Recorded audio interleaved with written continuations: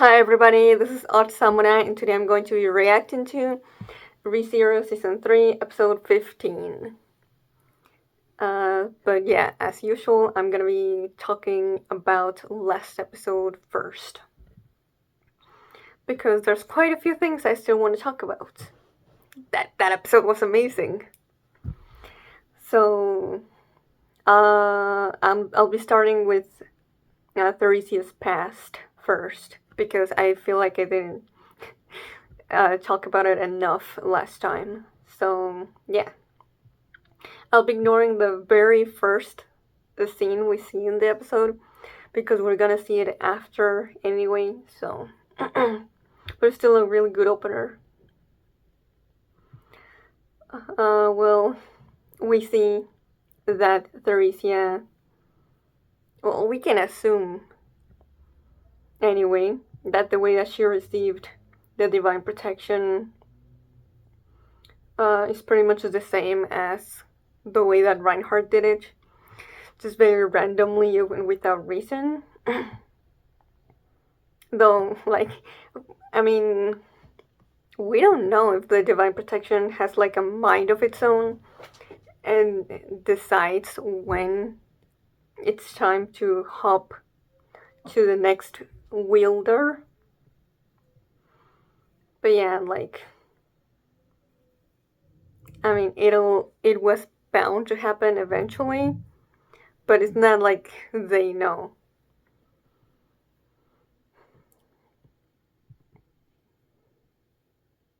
And yeah, it's like they don't know who it will go to either. They have no idea the qualifications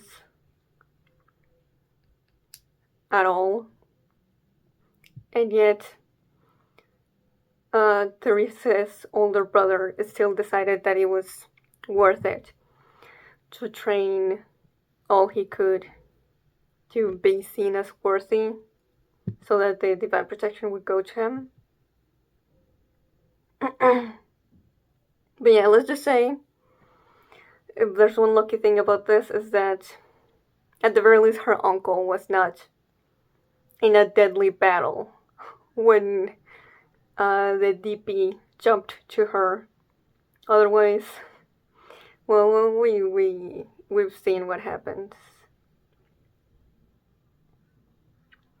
But anyway, they put her to the test, and they indeed see how much more capable she is in combat to her older brother. And well, he looks disappointed and surprised. But Theresia most certainly is the one that sheds tears in his stead.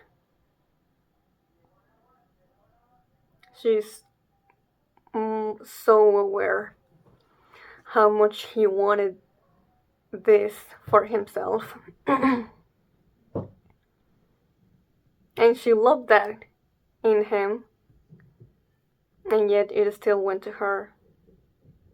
So it wasn't just the fact that she had no interest in fighting, but also the fact that she feels like a thief, that she stole her brother's dream from under him.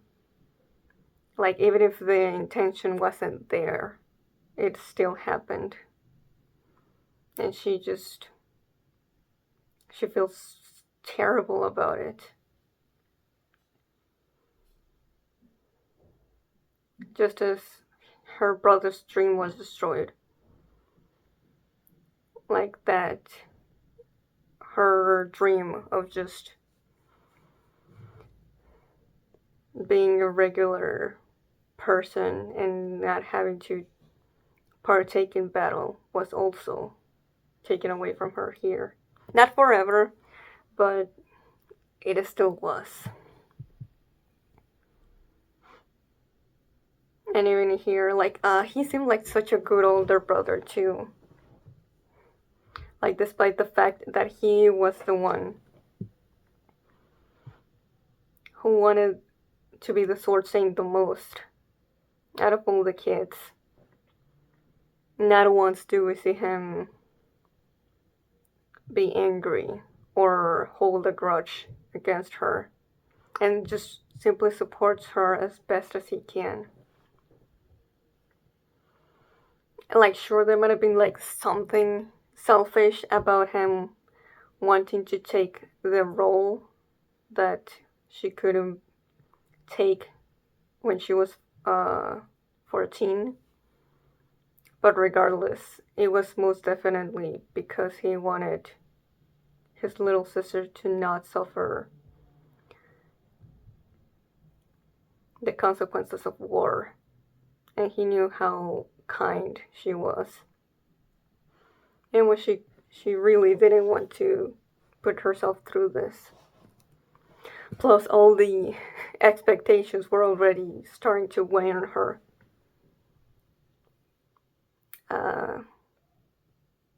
But regardless, even as much as he wanted to, he was not strong enough to take her place.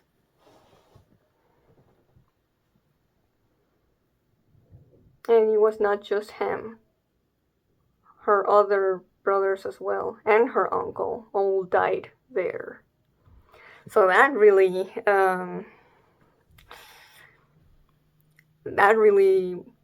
marked her and probably traumatized her.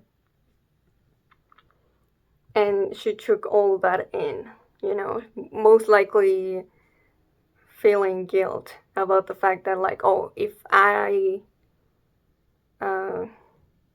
hadn't allowed him to take my place and instead just gone like everyone else wanted me to, then they would still be alive. But because I was a coward, then they're gone. So yeah, that definitely played a big part on her, as well as just the crushing weight of being the kingdom's symbol of what?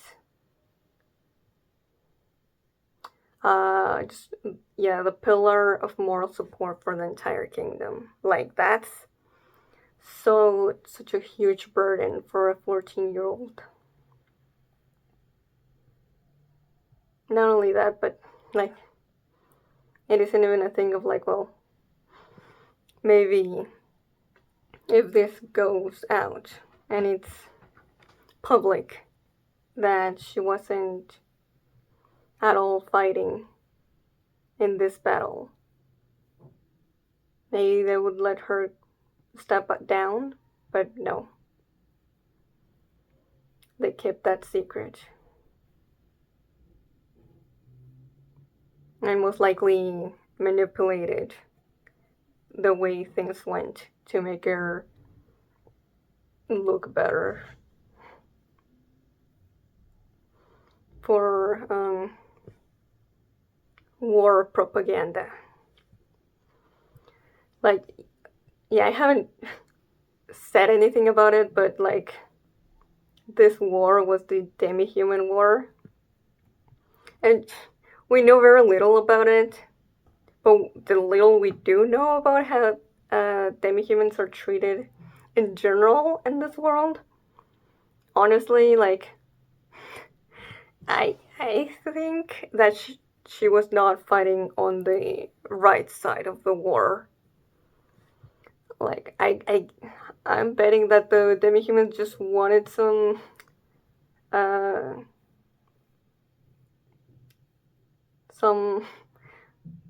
more rights than they had, which I doubt there were many. Just wanting to be treated more equally. But of course, as a 14-year-old being treated as a child soldier, something like that doesn't really, like, that's a lot for her to try and process. Just being used as a pawn by the higher ups in the kingdom. But yeah, then we have this really cool visualization of Theresia, just everything telling her to pick up the sword. Because she doesn't feel like she has any choice. At this point, she probably feels indebted to just, she feels like she let a lot of people down, but obviously more than anyone, her family. They all died trying to keep her out of picking up the sword. So she does so. And I love the symbolism here. Whereas she's about to, we see a flower like burning away. And then we go to the flower field where she meets Wilhelm. And he says, he just comes up as a, well, a bit of a sexist dumbass.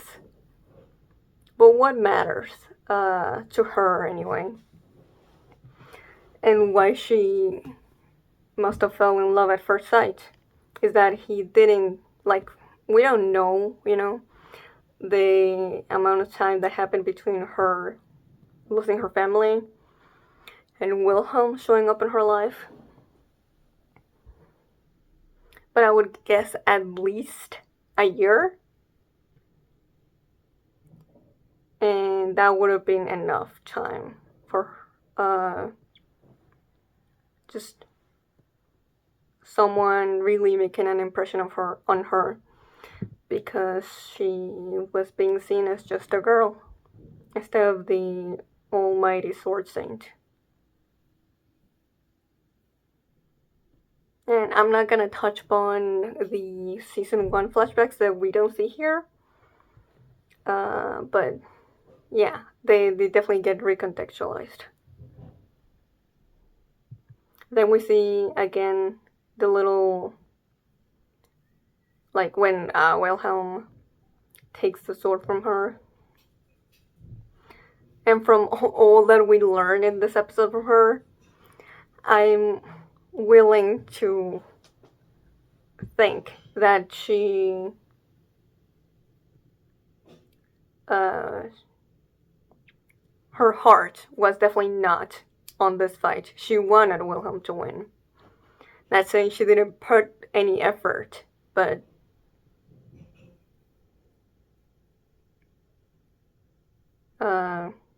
once she saw that he was able to do something like this, she was like, okay, he's the one. I can feel safe with him and trust that he will not leave my side and won't die, just like her family. So he feels like a safe choice. Not safe, but you know what I mean.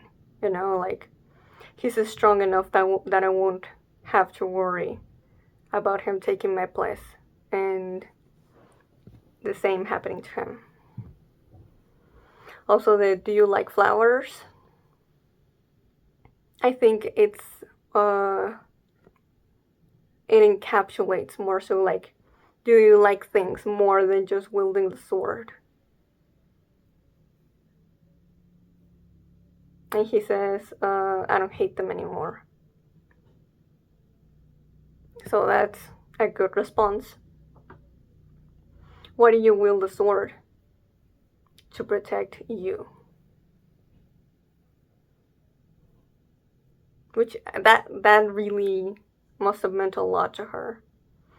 That there is someone who wants to protect her after so, whatever time happened between the last time she was being tried to be protected and not the one doing the other way around. But also someone just wielding the sword because they chose to, and not because they have to. But anyway, we see flashes of images. They have Heinkel, and then we see young Wilhelm teaching little Heinkel how to fight with a sword, and it seemed like he was really clumsy and not very good at it. Then we see a blonde woman who I assume it was Reinhard's mom. And then she seems kind of sickly. So I would, if I had to guess, I'd say she died. If she died having birth to Reinhard, that adds even more to the way that Heinkel treats him. And then we see older Theresia and Wilhelm holding baby Reinhard. And I would guess they were the ones who raised him up until she died. And there's a line here where, she's made up her mind to go fight the whale. Wilhelm asks, is it Heinkel? So maybe he's the one who kind of like pushed her, or simply told her it should be the sword saint to go and lead the fight against the white whale. Like, I would do it, or father would do it, but there's this other thing that we have to attend to. So that also could be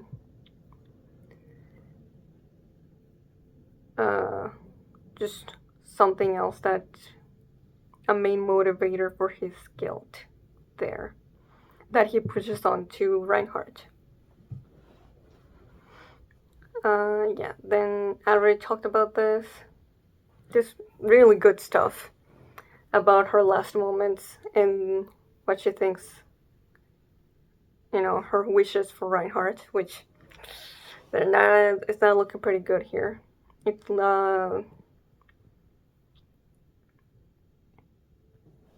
but there's still hope. Obviously, just because she seemed to be younger than he is when she met Wilhelm, doesn't mean that Reinhard can't find the one person or multiple people that will love him for who he is instead of the sword saint, and will find more to life than just that title. I don't have much to say about Pandora, other than I'm pretty sure there's a mistranslation.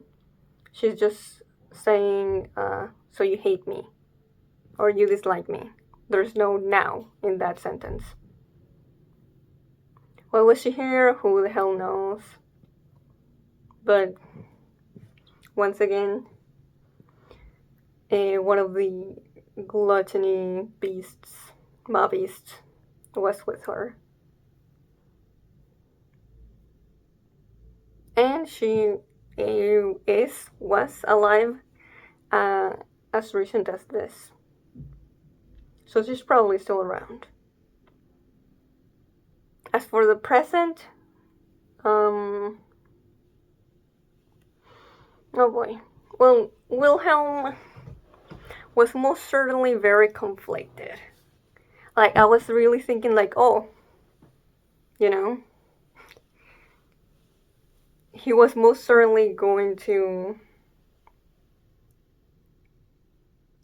kill the corpse soldier, even if Heinkel didn't arrive. But the way that he acted when Reinhard showed up, I'm not so sure. Unless it's like, don't do it, Reinhard. I cannot put this on yourself. It has to be me. That's where the don't kill my Theresia comes from. She's my duty to slay, not yours. Could be. There's also a line that he says to, here. Wait. You may have doubts before picking up a sword, but never once it is in your hand. So, I feel like that really applies to Reinhard as well. But somehow he doesn't really seem to connect the dots. Because he doesn't really seem to understand where Reinhard is coming from. There's so much going on with Reinhard though. But it's like, we can speculate as much as we want, but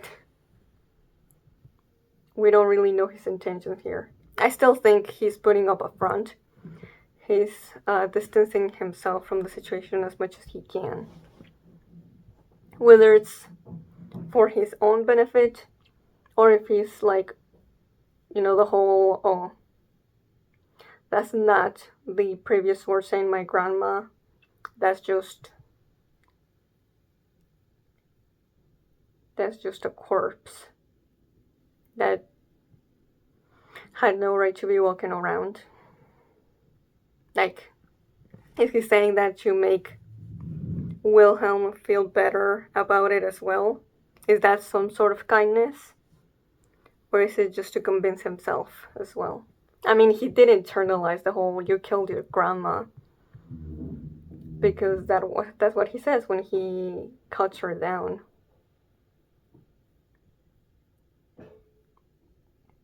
And Wilhelm does nothing to free him from that notion.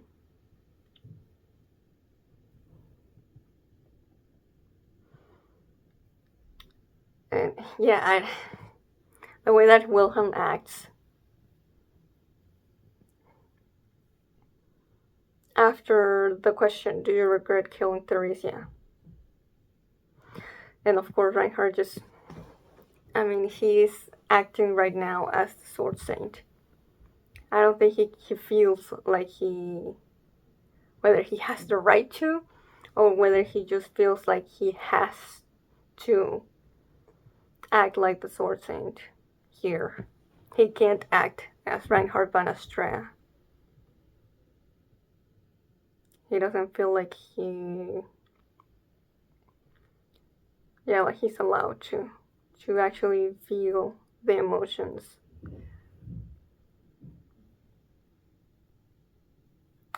Because the way that Wilhelm reacts, it feels like he wanted to hear, something like, it had to be done, but I still feel bad about it, I'm sorry. But that's not what he gets. He just gets a very business, very cold, if you will, response.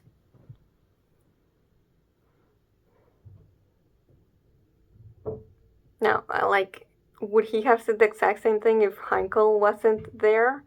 I'm not sure.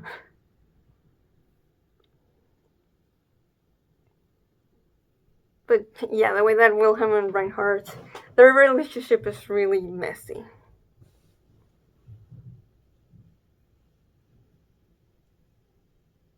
But more than anything, I do think that Reinhard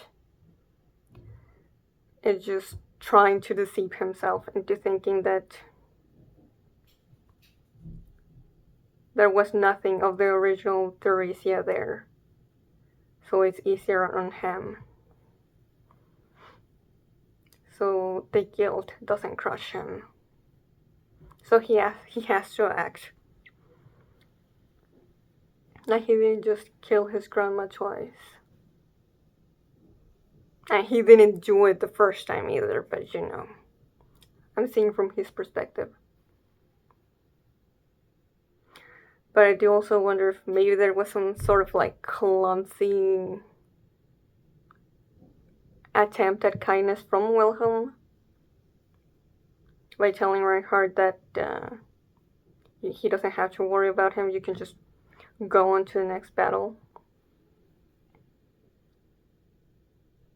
Because right now, the emotions are too high. Wilhelm is not in the state to to be talking to Reinhard. I don't know. There's a lot here. But I think that's all I'll have to say about that for now, anyway. Because, that was really such a bitter note to end on. But surely we'll continue on with the storyline and developing these characters as we go on. And this will not be the last time this gets addressed. I hope so anyway. Surely, right? Keeping up with the stress. But yeah, let's get into the next episode.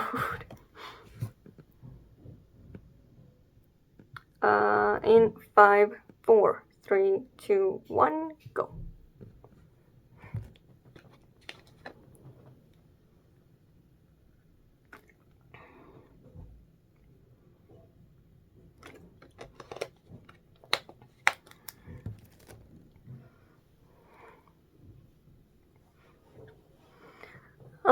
I talked a lot, but that episode definitely deserved it.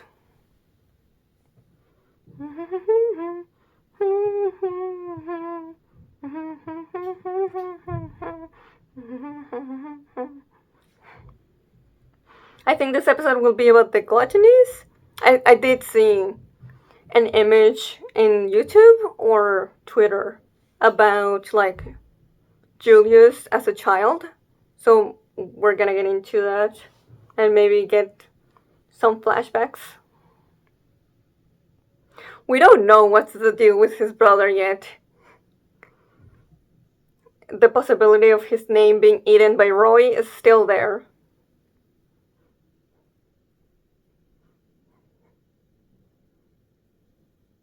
I wonder if Reinhard will come to the site. I really hope we get to, get a better look at his mental state, if that's the case.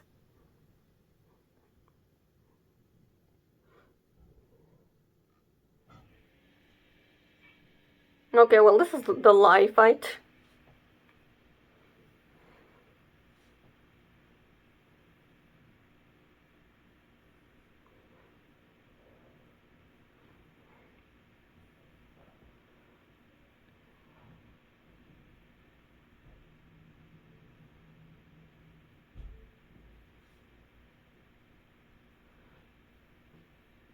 Oh. Okay.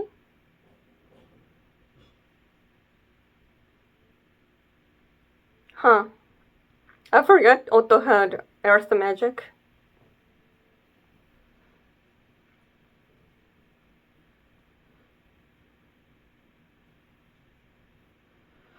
Hmm.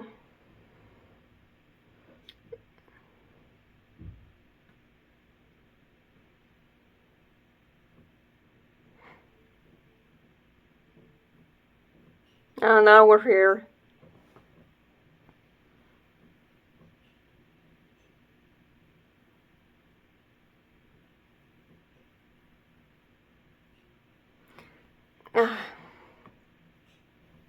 I feel like him saying his name will have bad consequences. No, this is where we left off.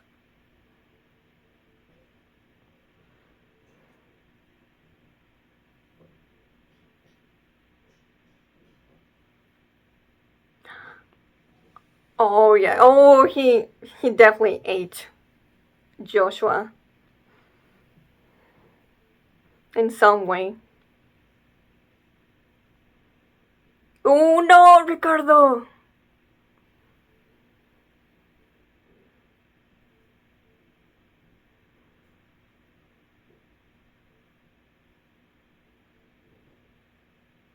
No.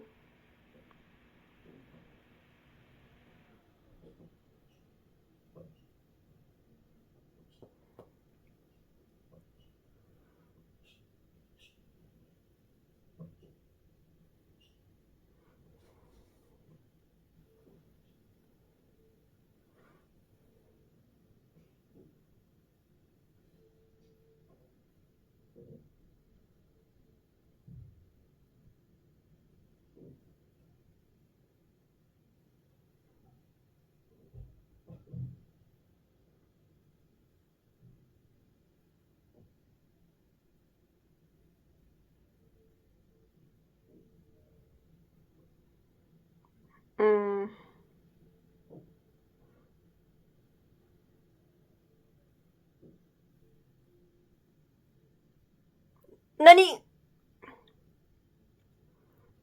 What did he do?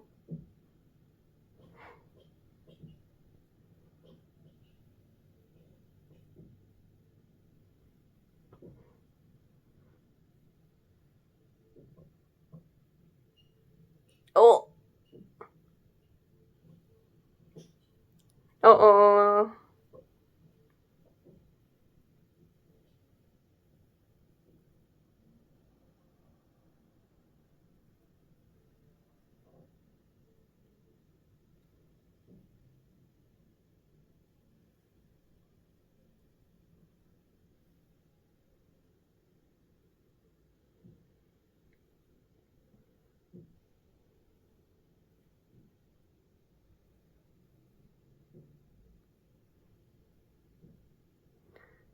Really hard to say when one of the gluttonies talks for themselves or someone they ate.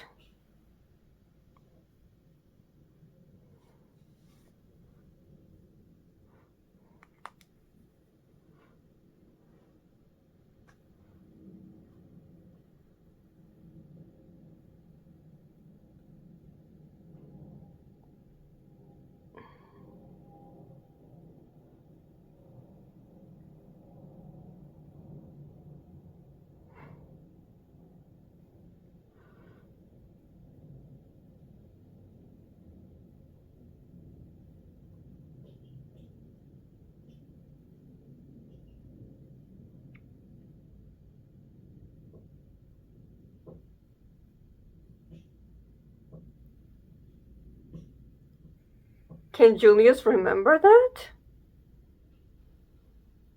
Hmm.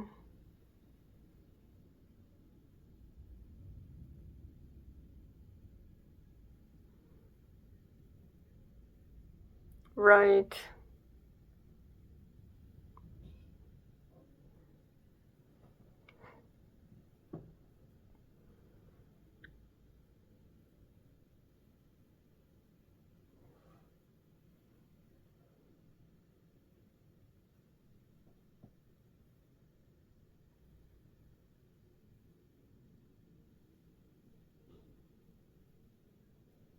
Whoa.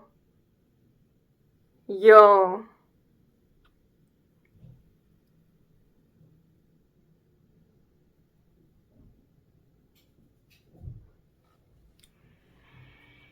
Oh no.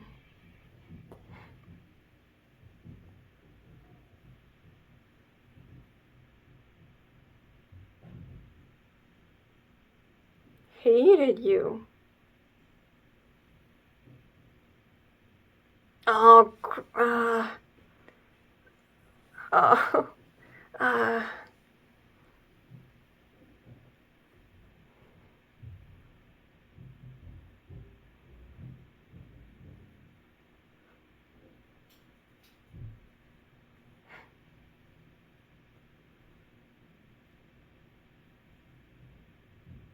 Mm.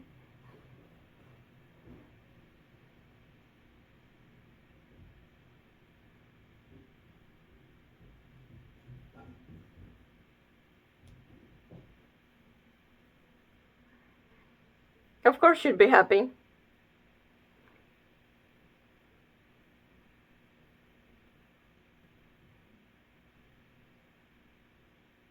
It sounds like he's talking from experience.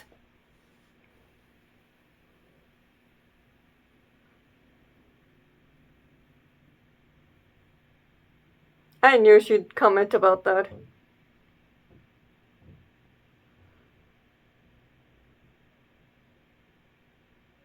Ooh. Oh, the dragon form.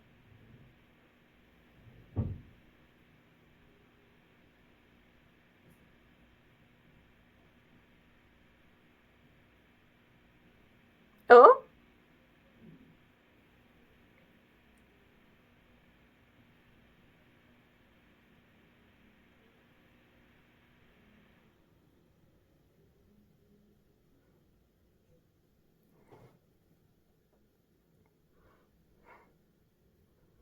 I wonder how genuine he was being about the I can't love anyone.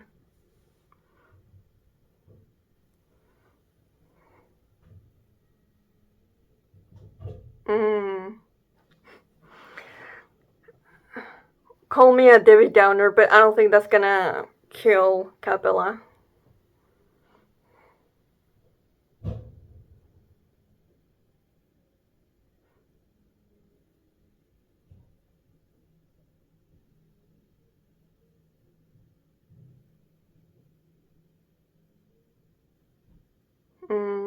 He was gonna take it off.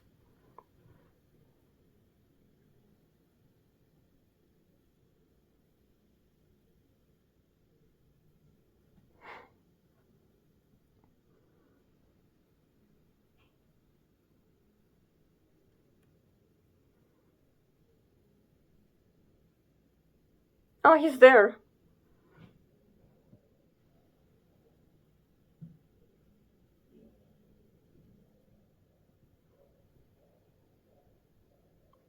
Right.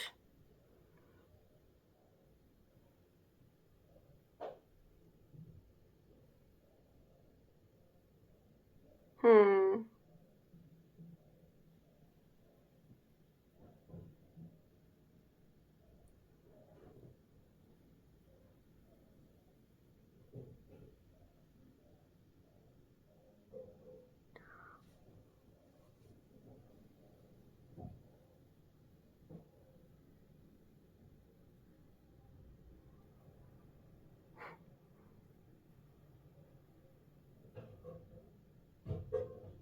Whoa.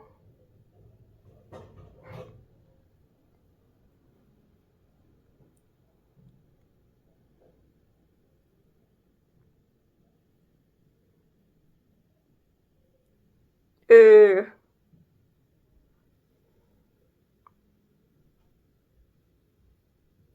That's cool animation, though. Yep, pretty good.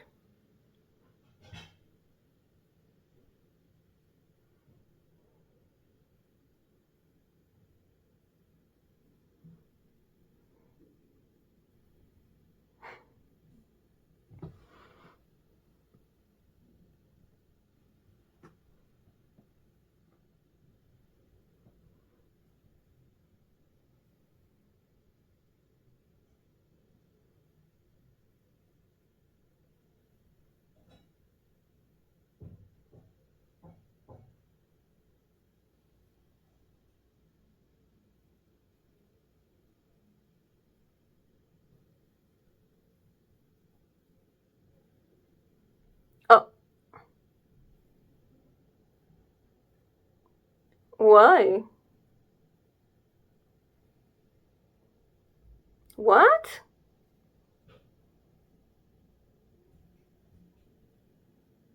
Ah.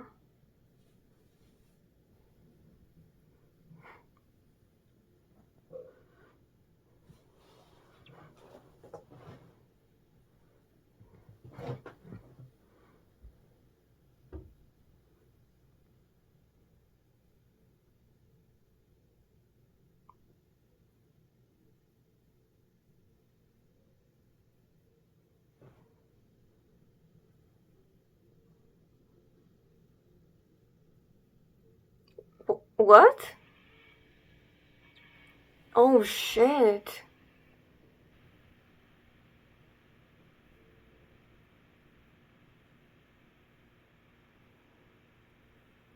Hmm.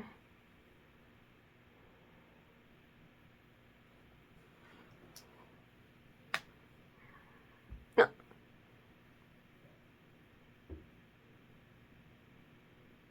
she's never heard the name Mobbeast?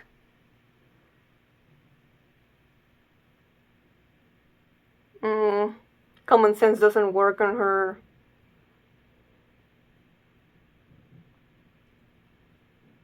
Hmm.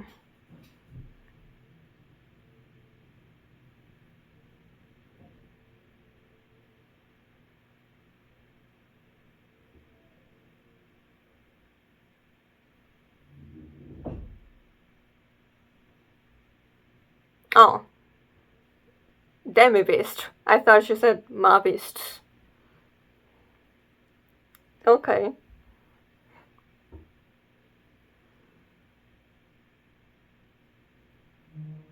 Hmm.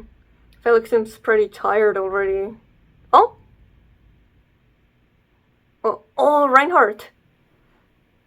Oh. Ooh.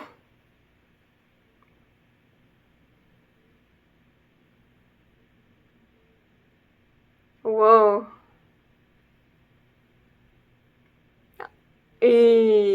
That line is so.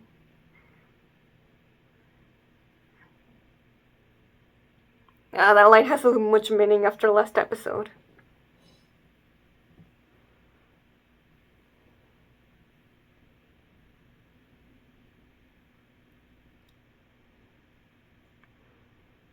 Hmm. Okay.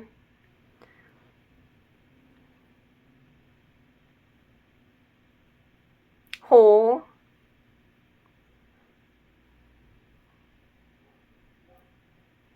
Right. They're from someone they've ate.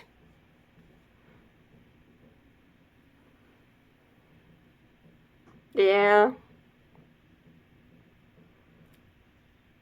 That's why the gluttonies are so proficient at so many things.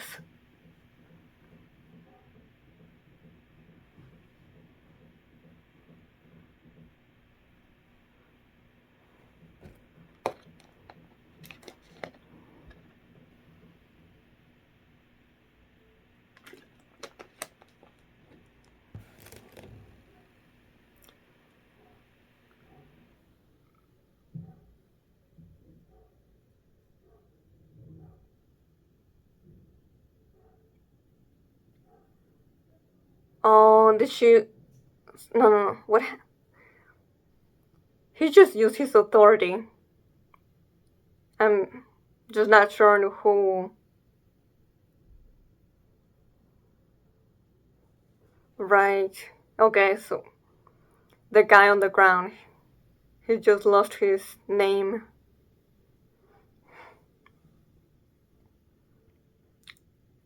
Oh, damn.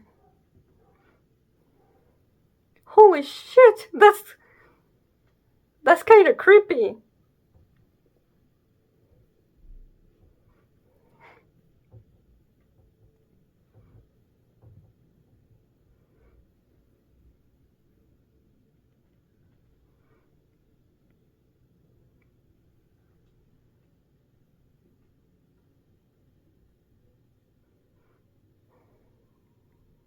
Mhm.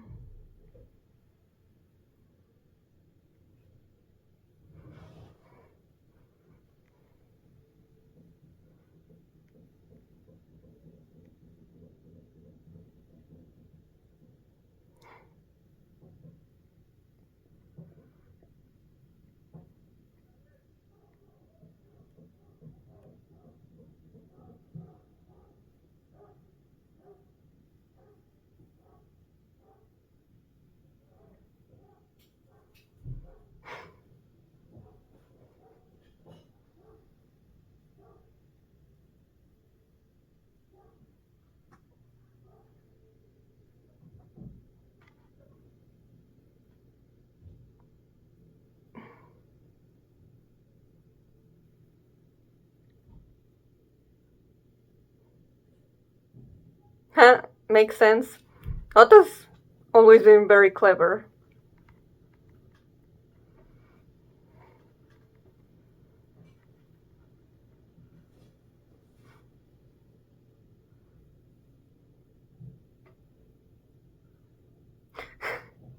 Oh, alright.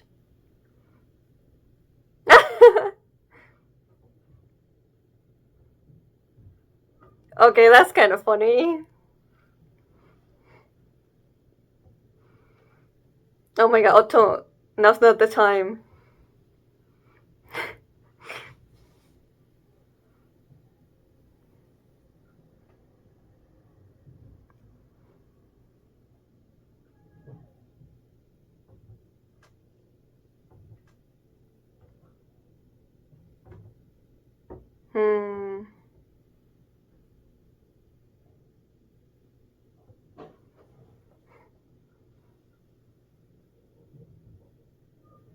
Okay, so he has to touch you.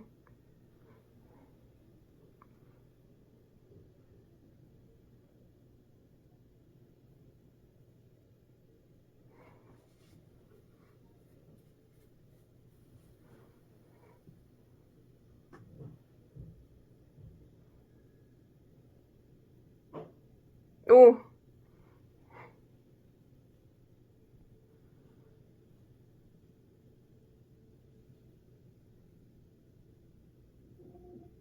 Oh! Oh, what the?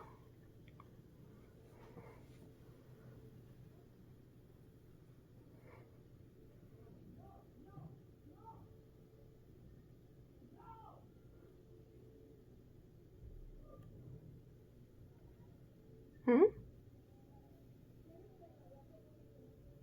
Ah. Not bad.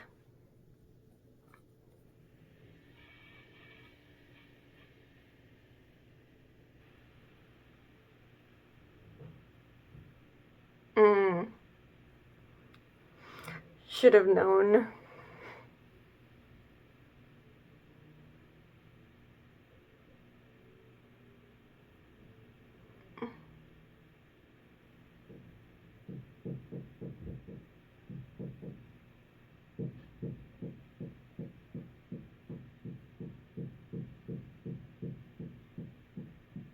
Oh. Oh no, he's gonna torture Otto. Oh god!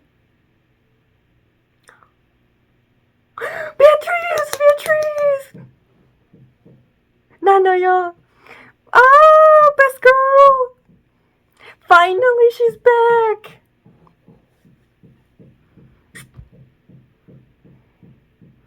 Ah!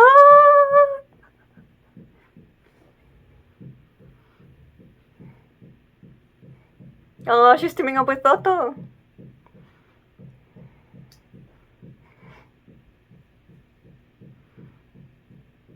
Yes, sir.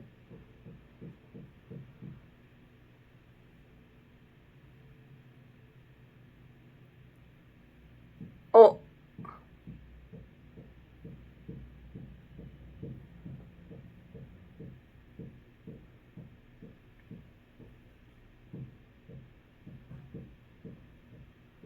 Maybe from Rem's memories?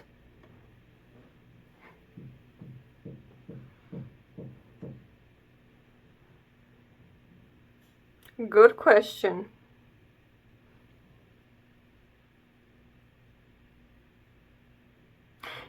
It is Rem? Yeah, that's the exact introduction she made to him and Regulus.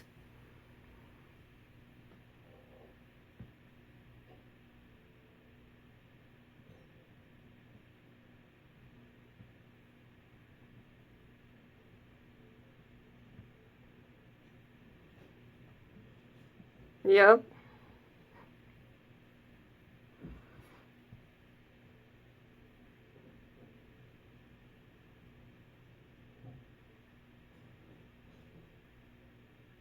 I was about to say, like, I'm glad Subaru isn't seeing this.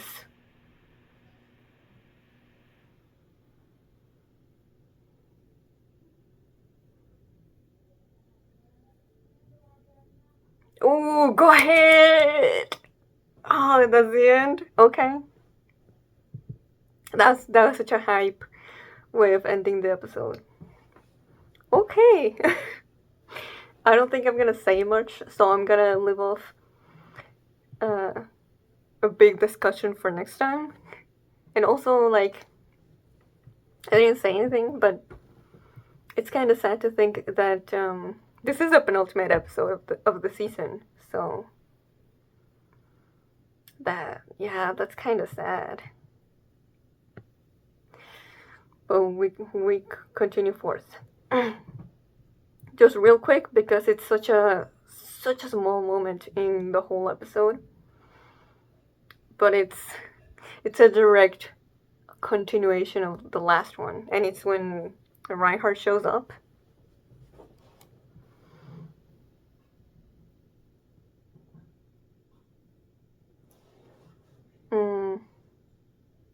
Yeah, the way it's set up is Felix like basically talking to himself like someone please.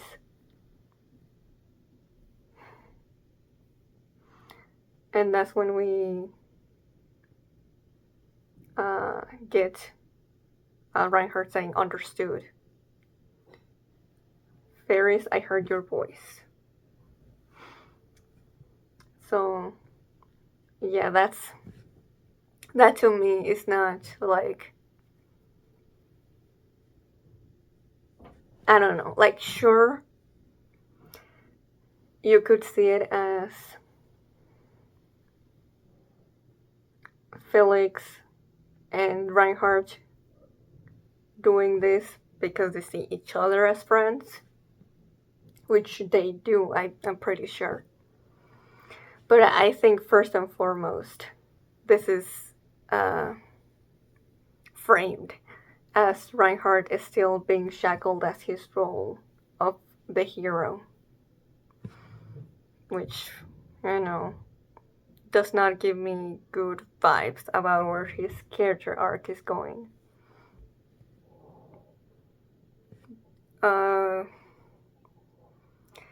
If you remember the line from Puck in season 2, during sort of the second trial, he says, Reinhardt, you're a hero and that's all you'll ever be.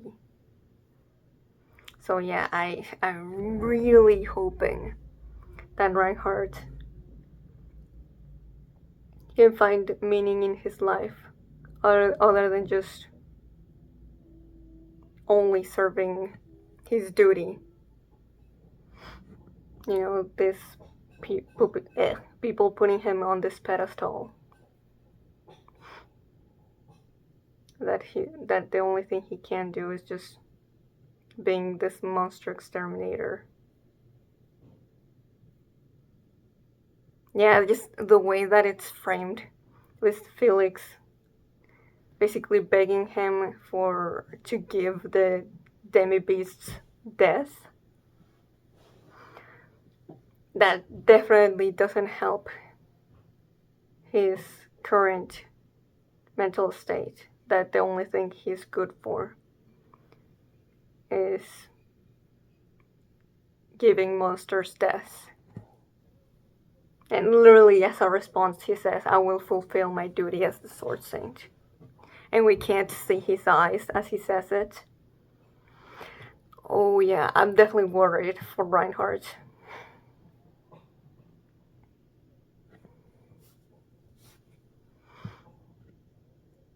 The shackles are still holding him pretty tightly, unfortunately. And as you can see, he's not at all happy to be doing this. It seems like the way he sees himself, this is the only thing he's good for. And just the way, like, the look we see from behind as the other three drop to their knees and Reinhardt is the only one standing. That's, I don't know, that's such a lonely back.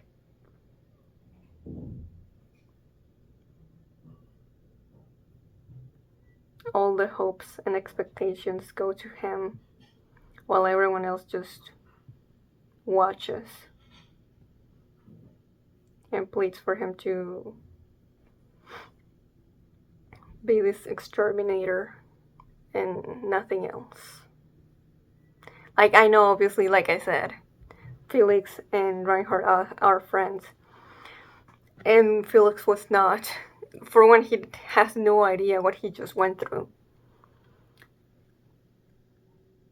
So, and he wasn't in a state of mind to think about Reinhardt's emotions.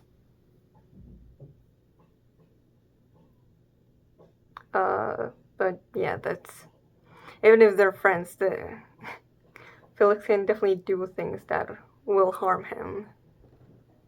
And just keep reinforcing this idea that Reinhardt has about how people see him as just the Sword Saint.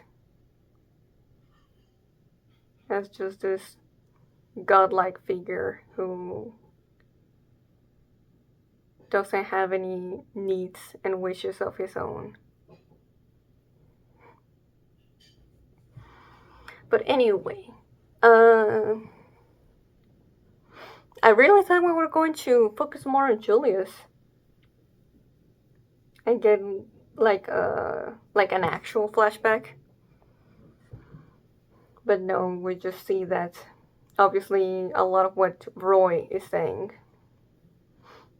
when we see that whole thing about Julius getting the appa from their like backyard. It's from Joshua's perspective. Of course, Julius can't remember, but the way we see it visualized is like he remembers doing that, but he has no idea who he did for.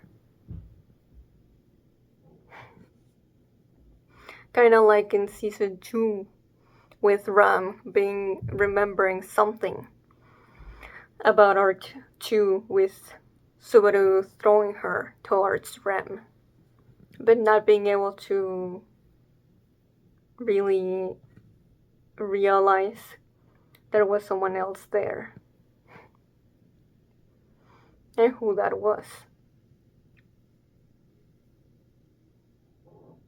Yeah, some of the things he was saying as Joshua were interesting.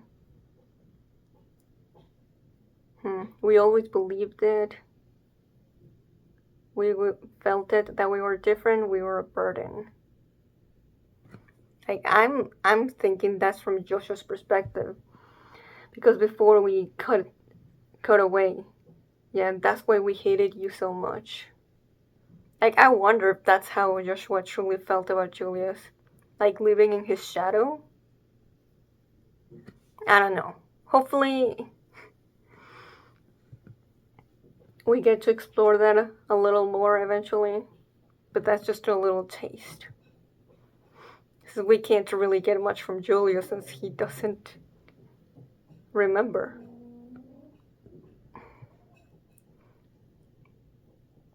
The whole thing with Al.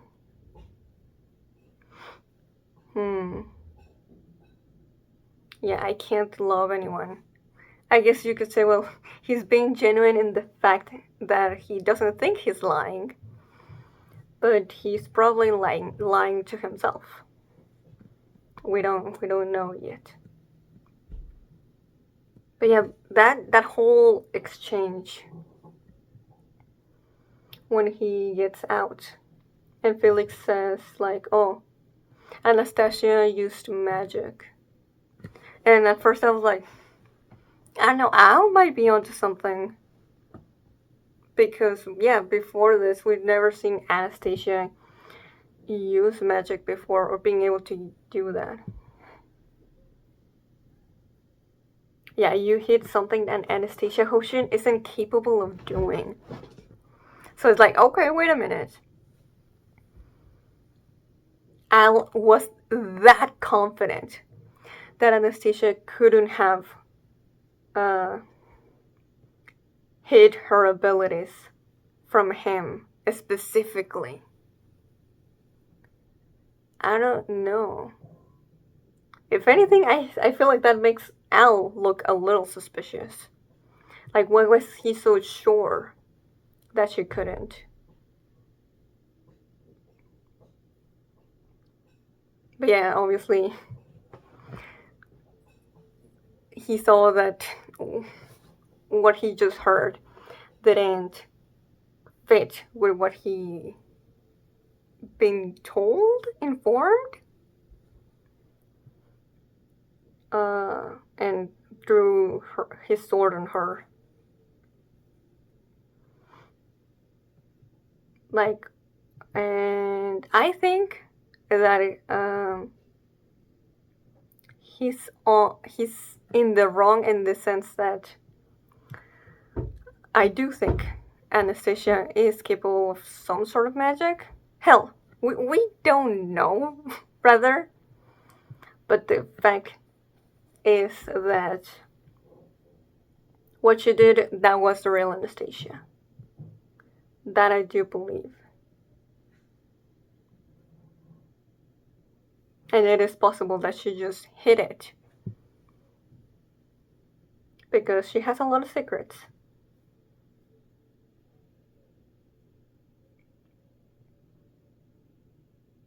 That said, though, I understand why Al was being so, uh, not necessarily jumpy, but just really, really cautious. Especially with, we have an enemy that can shapeshift.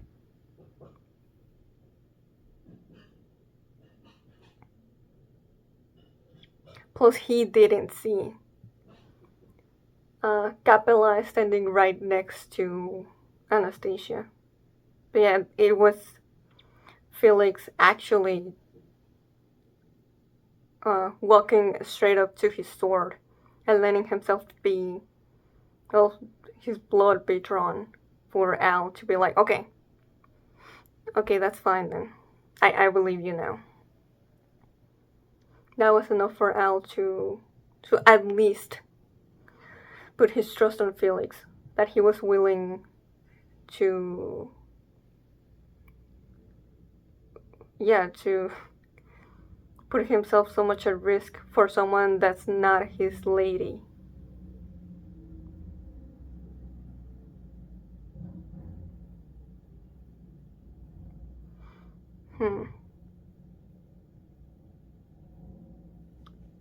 I like. Did Capella make a copy of the gospel, or that's just how her gospel operates? It just came out of her hand, like it was a piece of her own body. But she tries to dress it up nicely, but she's pretty much saying, yeah, what she's doing right now, it is part of the gospel, and that's what she was about to leave. We don't see her leave though. Oh wait, no, she does. Never mind. Yeah. She turns back into a bunch of rats. Okay, then we go back to Lai. And, well, it's cool, but, I feel like a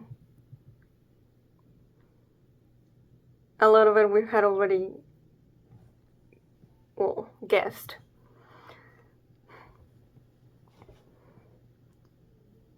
Although, I was thinking, like, oh, all the things, most of the things that Lai / Roy say, it's because it's from a person they ate.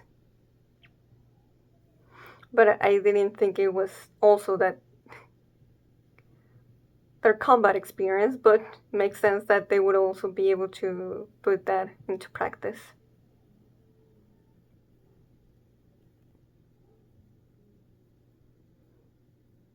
And yeah, that exchange about like, oh, Otto saying if those scars are what make you what you are.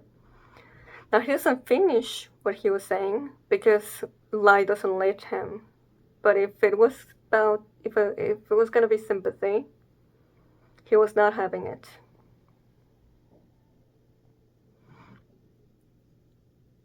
So, hey, if he doesn't want sympathy, you're not gonna get it from me. But I am curious what made the Gluttonies the way they are now. Because I think that's interesting.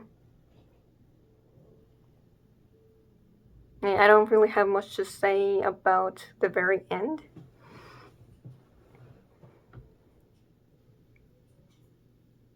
Just the way that he talked about Subaru in a past episode made me think, oh yeah, he's talking from Ram's memories. But I really, really liked Beatrice's reaction to it. This is the one person we cannot allow to see Subaru. I agree, by the way. He'd be so upset at this.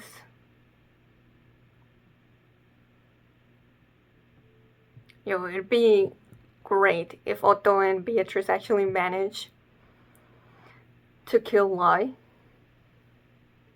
And we get Rem back? Also, talking about something like that, Capella mentioned that if we kill her, that's not gonna make Krush go back to the way she was. But I mean, how does she know that? Like, is it like 100% guarantee? I guess we'll know because we're bound to kill Capella eventually. But we gotta try. If not, though, that's interesting. That the blood, dragon blood, and Capella herself are separate things? How does that work? Is it like a curse of some sort? Maybe. I mean, she could be the Capella something, Emerada, from like 50 years ago that Wilhelm mentioned. So it could be something in regards to the covenant with the dragon going wrong. I don't know. There's a lot of different sections to this episode, so if I didn't mention something, I'm sorry, but I feel like I've talked enough. So if you enjoyed it, please like and subscribe. Till next time, see ya.